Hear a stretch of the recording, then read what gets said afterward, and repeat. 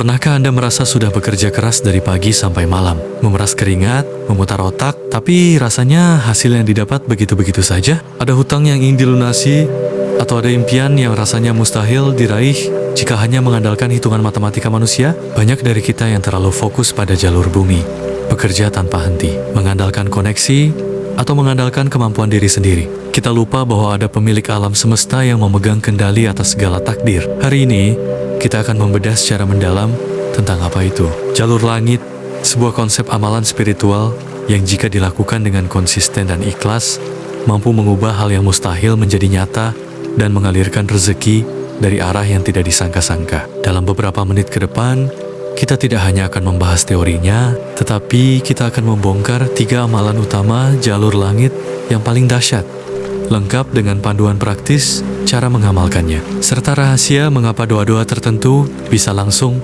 menembus langit. Pastikan Anda menyimak video ini hingga selesai agar mendapatkan pemahaman yang utuh. Sebelum kita masuk ke amalannya, kita perlu meluruskan satu hal. Apa itu rezeki? Seringkali kita menyempitkan arti rezeki hanya sebatas angka di rekening atau uang di dompet. Padahal dalam Islam, kesehatan, ketenangan hati, keluarga yang harmonis, anak-anak yang soleh, hingga waktu luang untuk beribadah adalah bentuk rezeki yang nilainya jauh lebih tinggi dari sekadar materi. Allah Subhanahu wa Ta'ala telah menjamin rezeki setiap makhluknya.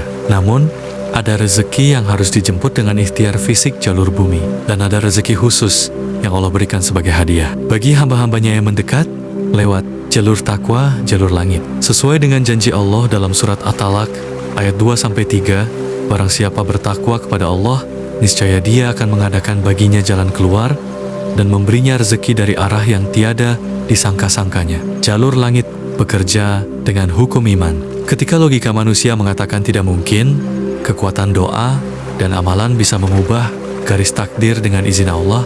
Mengapa? Karena bagi Allah, menciptakan atau mengubah sesuatu hanya butuh satu kalimat.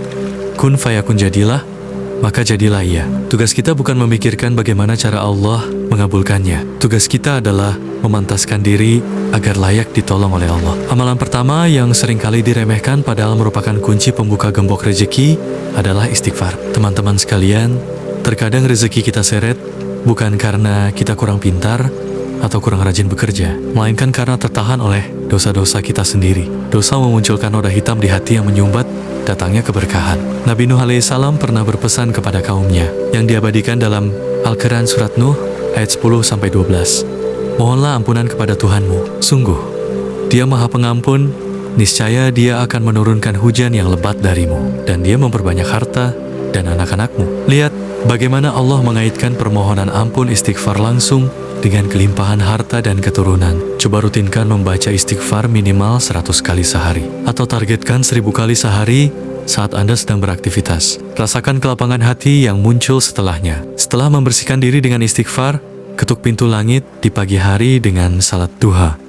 Salat duha adalah bentuk syukur atas tiap persendian tubuh kita. Dalam sebuah hadis qudsi Allah berfirman, "Wahai anak Adam, janganlah engkau luput dari 4 rakaat di awal harimu, niscaya aku akan cukupkan kebutuhanmu di sepanjang hari itu." Jangan tunggu luang untuk salat duha, tapi luangkan waktu. Anda bisa memulainya dari 2 rakaat secara konsisten, lalu tingkatkan menjadi 4 atau 8 rakaat jika memungkinkan. Lakukan di antara jam 8 hingga jam 10 pagi saat manusia sedang sibuk-sibuknya mengejar dunia. Anda justru berhenti sejenak untuk menemui pemilik dunia. Amalan kedua yang efeknya sangat instan dan nyata adalah sedekah subuh. Mengapa harus subuh? Rasulullah SAW bersabda bahwa setiap pagi hari ada 2 malaikat yang turun ke bumi. Yang satu berdoa, "Ya Allah, berikanlah ganti bagi orang yang berinfak." Dan yang satu lagi berdoa, "Ya Allah, berikanlah kehancuran bagi orang yang kikir." Sedekah subuh tidak harus dalam jumlah besar yang memberatkan. Kuncinya adalah kekonsistenan dan waktu pelaksanaan, yaitu tepat setelah salat subuh sebelum matahari terbit. Sediakan 1 kotak celengan khusus di rumah Anda. Setiap selesai salat subuh, masukkan uang koin atau kertas ke dalamnya sambil sebutkan hajat spesifik Anda dalam hati. "Ya Allah, dengan sedekah ini, lancarkanlah usahaku, lunasilah hutangku.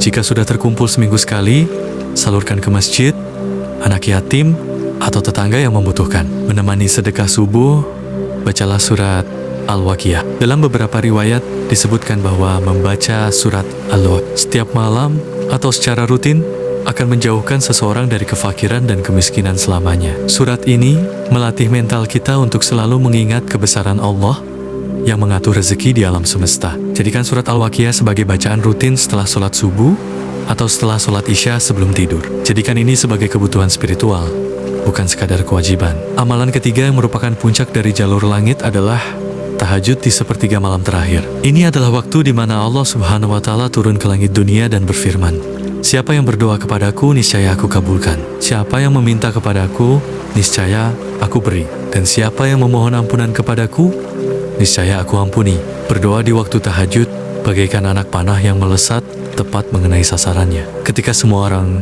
tertidur, Anda terbangun dan menangis mengadukan beban hidup Anda kepada Allah. Disinilah letak keajaiban itu bermula. Namun, mengapa ada orang yang sudah tahajud tapi doanya terasa belum dikabulkan? Perhatikan adabnya. Saat berdoa, jangan langsung sebutkan keinginan Anda.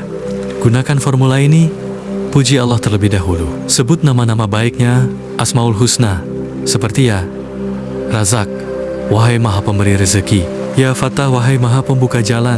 Membaca syalawat Nabi. Syalawat adalah kendaraan bagi doa agar bisa naik ke langit. Akui dosa dan kelemahan diri. Merendahlah di hadapan Allah.